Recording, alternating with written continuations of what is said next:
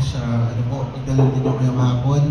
Ngayon para po makipagtalastasan sa amin. Naniniwala po kami na this campaign is just about the truth alone. Naninigan po kami sa katotohanan na what we need to report is the truth, and we just have to report the facts.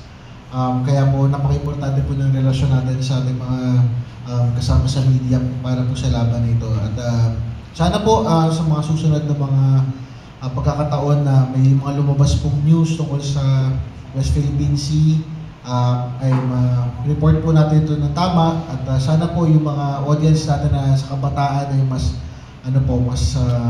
magamit pa po yung inyong mga content para po mas lumagana pa po yung kaalaman tungkol sa West Philippine Sea dito sa Western Visayas. Maraming salamat po.